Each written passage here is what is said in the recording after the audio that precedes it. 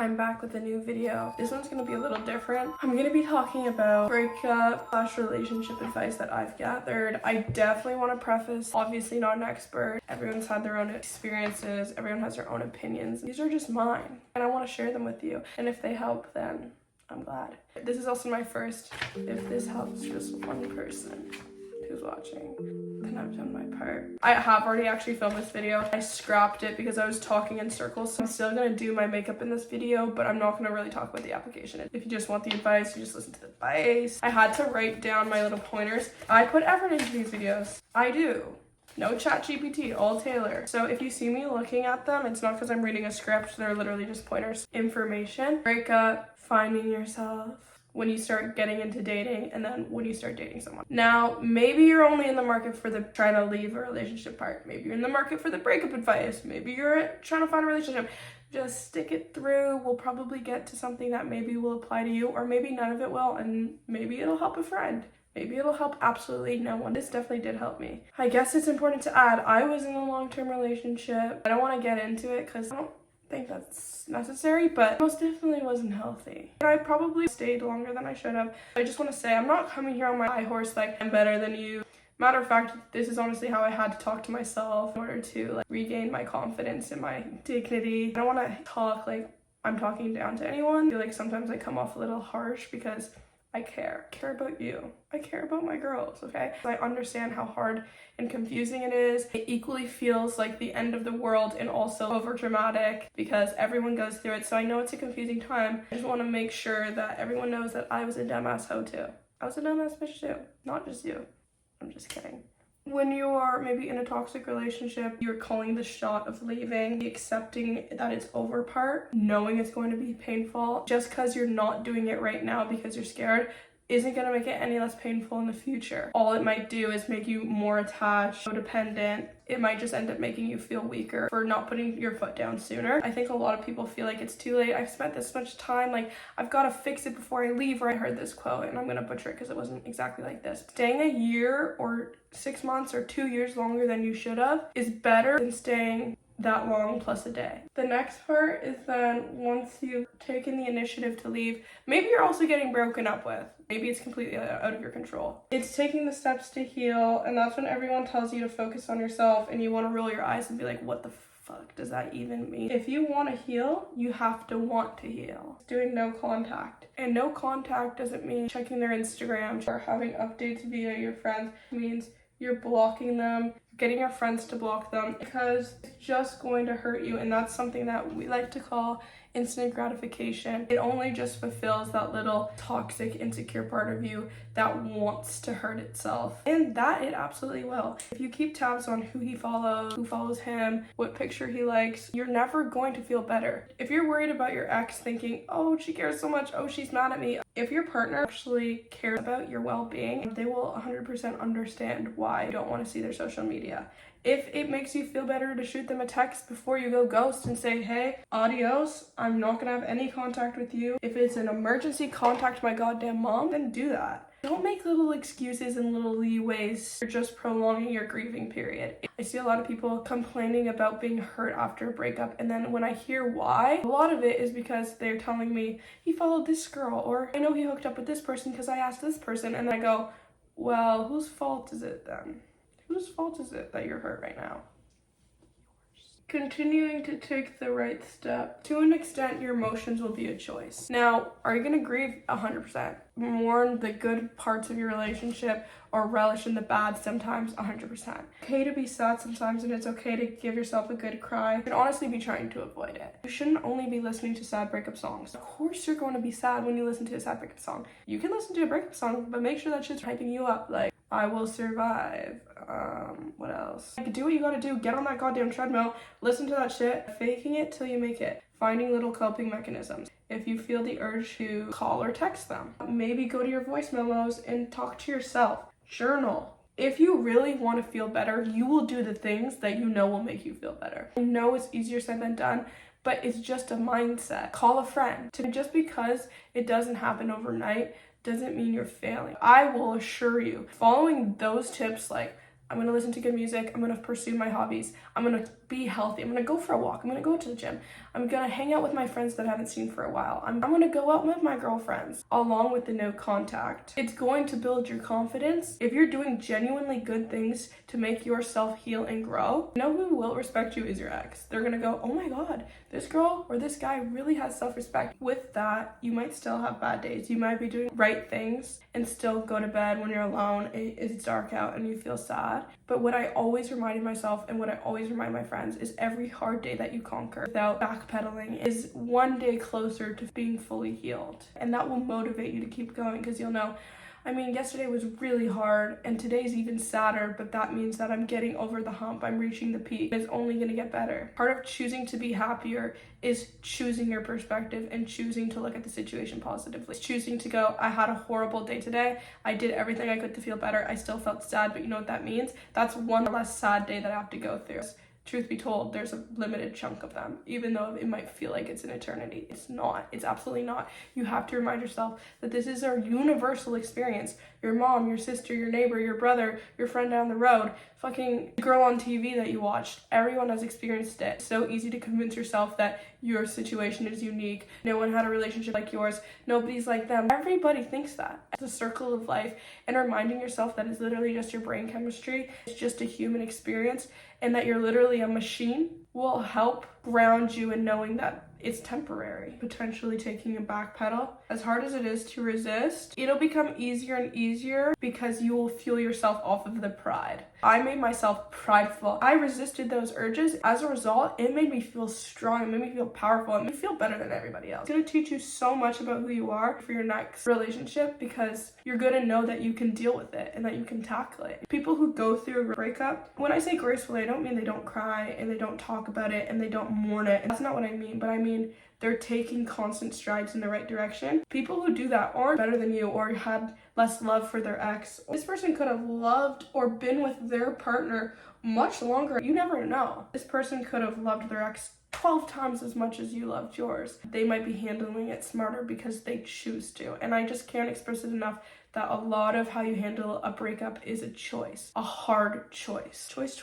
You're gonna hear me repeat that a lot because it's something I learned so heavily. The first relationship that I got out of was nearly 4 years. I knew this person well, and it felt like an extreme life change, but I chose to see it in a positive way because I hated feeling horrible. I knew I would be sad, but I did not want to be depressed. I knew I wanted my next relationship to be better, so I knew I wanted to make the right choices. I could prepare myself better for my next partner, and I will get into that. Maybe this conversation now is talking to people who have been through the breakup and are ready to move on, or maybe it's talking to the people who have not been in a relationship or ready to take that next step. I think it's important to sort of soul search and ask yourself, what is a successful relationship to you? Because maybe successful means you never break up. Just goes person to person. What are your values and standards? What's something that you want that maybe you lacked in your last relationship, for example? You learned that you want someone more extroverted. Maybe you dated an introvert and maybe you're realizing, it didn't work out, our personalities clash. Or you can go the opposite and ask yourself, like, James, just come in. I said it.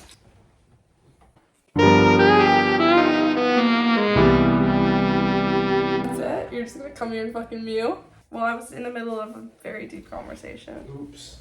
I think something that's really helpful I did was writing down a list of my values and standards. And I'm not talking superficial things like they need to have a nice car, nice watch, or whatever. Real core values that I wouldn't skimp out on a partner. For example, I want them to be family oriented, or maybe I want an extrovert, similar interest. Maybe he has to like going to the gym. Each their own. Writing that down for me made it easy because when I did find the connection with my now boyfriend, I would legitimately go through it like a checklist. Before I got too in over my head, I could assess, is this right for me? I didn't really have to look at the list, but the person doesn't meet majority of these standards, that I know not to waste my time. I did that in the past and I don't want to do that again. And it makes it easier because it's hard in the moment when there's chemistry or attraction, they have charm. It's easy to look past the fundamental things that are going to determine whether or not you're going to have a good relationship together. Now you're with someone and it's early days. They check all the boxes so far. I mean, no one's perfect, but for the most part, they seem like a good match. They're not committed to each other. Setting boundaries as soon as the opportunity presents itself is really important. And that's something I learned in my relationship that was so beneficial, complete opposite of how I handled it in my first. And I think that has a lot to do with why me and my boyfriend respect each other so much, because we both did that early on with zero judgment. I think it's so normalized to play a lot of games, especially with social media, TikTok, hookup culture. There's a lot of people that push that playing games, mind games, especially with guys, is how you're going to like bag them or whatever. That's so far from the truth.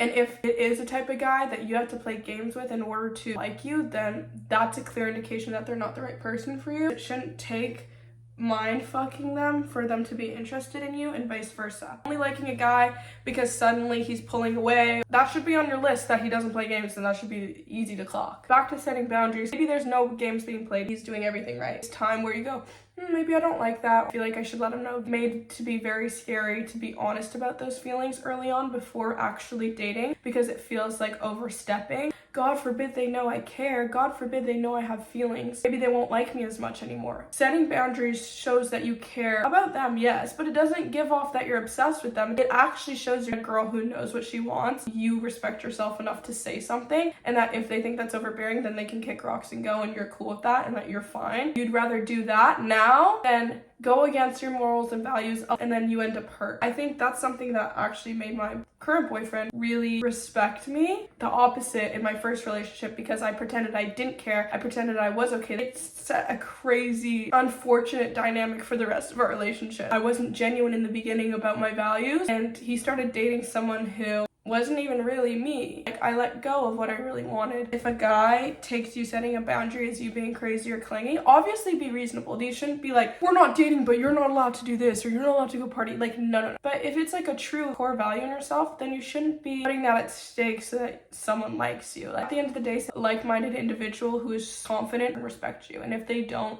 another way to sift someone out your life. And how someone reacts to you setting a boundary says a lot about them. You could see that sooner than later, then great. This person's being receptive of them. He respects you.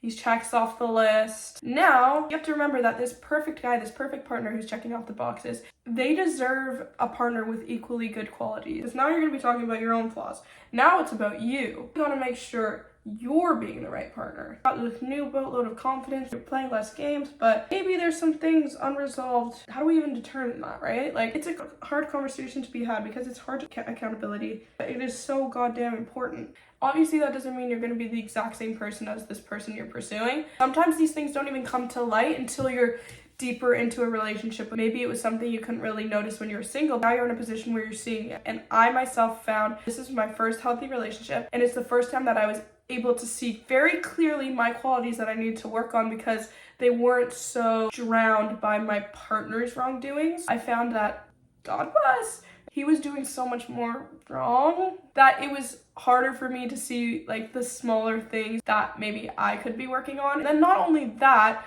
but now that I'm in a healthy relationship, I began to see the impact that those things had on me, and I wanted to tackle them right away. And I think that's so important that you do. Once you're early in a relationship, you're setting these dynamics that are harder to reverse later on. Let's say maybe now you're at a point where you're realizing you do have some of these toxic qualities. And now what? If it was that easy to be a perfect person, everyone would be perfect. A lot of toxic people, lo and behold, they have reasons why they are the way that they are. That doesn't justify it. It's important to recognize that and recognize that in ourselves. One of the main things is finding coping mechanisms. For example, maybe you tend to have trust issues from previous relationships. You're now in a good relationship because you don't put up with nothing your new partner would not do, but maybe it's lingering insecurities from past trauma. It's causing a little bit of resentment. Maybe it's making you want to say some petty shit. Maybe you're tempted to go through the phone even though nothing's prompted you to. It's all very relatable shit. Finding coping mechanisms, journaling, being transparent with your partner. Hey, like, I'm feeling insecure about this. Let's talk about it because I would rather be reassured by you than like digging for information that doesn't serve anybody or hurting my own feelings for no reason. Switching your thoughts, and this is easier said than done, but switching your thoughts from negative, insecure spiraling to positive affirmations.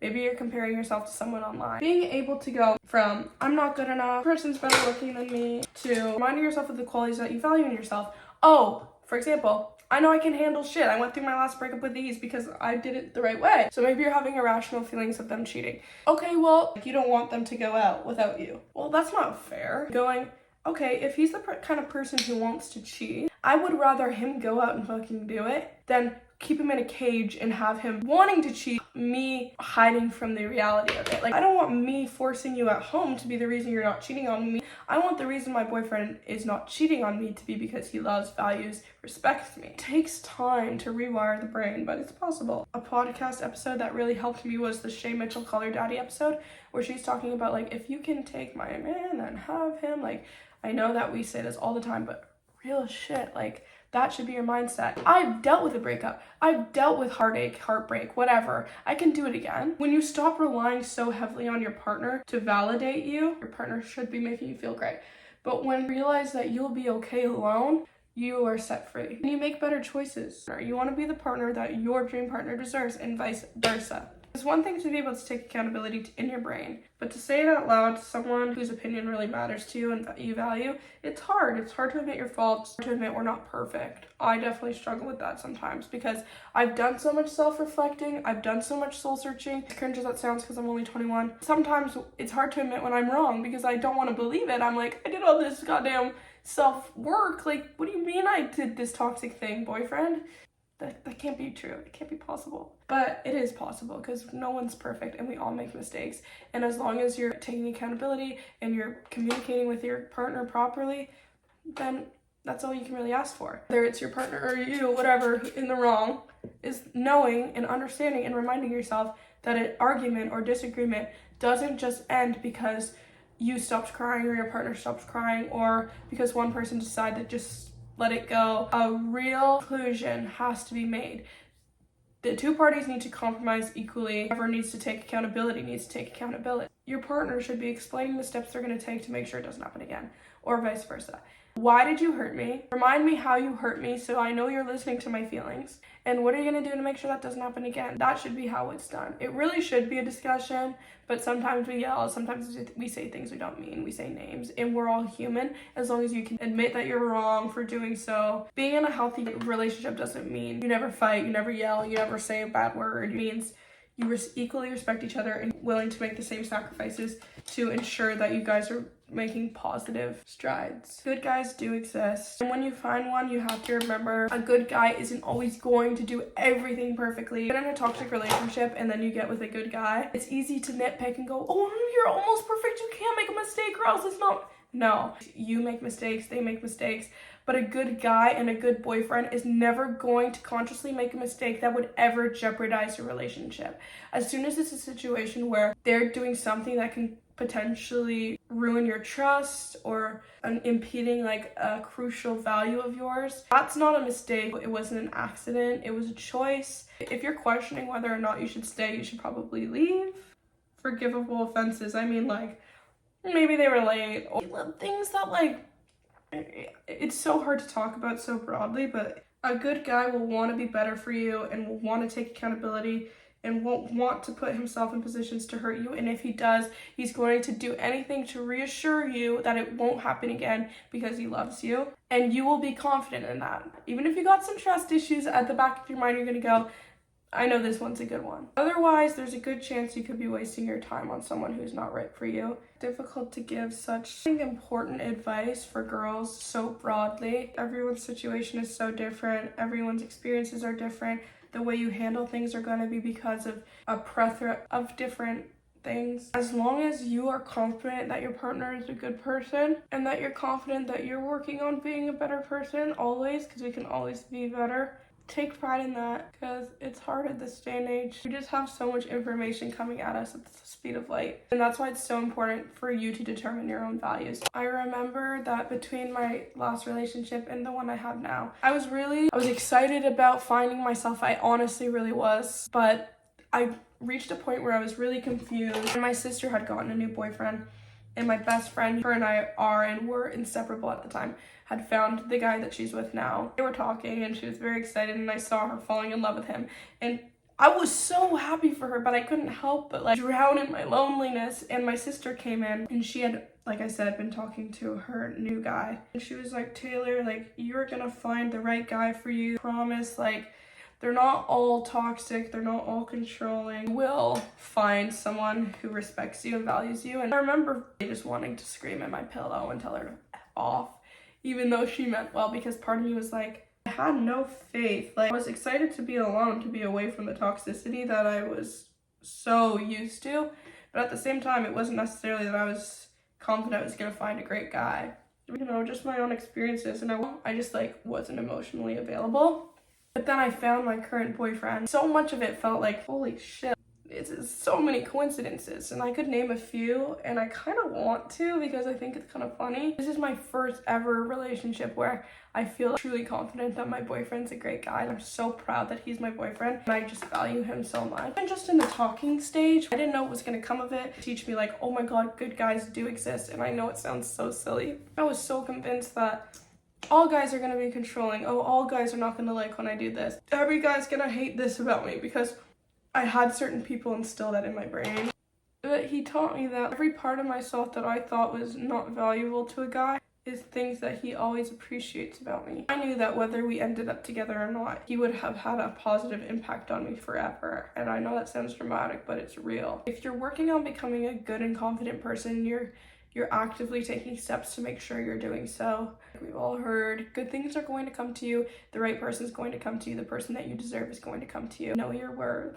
Okay, it's so cringe, but know your goddamn worth. People will only meet you as deeply as they've met themselves. So if there's these qualities you love about yourself, there's many times you go, why doesn't this person appreciate me? And it's because they haven't soul searched. They don't even know what they value. They don't even know what they appreciate because they don't even know themselves. When someone's not treating you right, don't justify their actions by reminding yourself that, but give yourself some peace and letting go and knowing that it's not about you. And I like to say this, which it always comes off wrong, that your partner, they should be an accessory to your life and not like a vital organ that you can't live without. You should be able to live without them.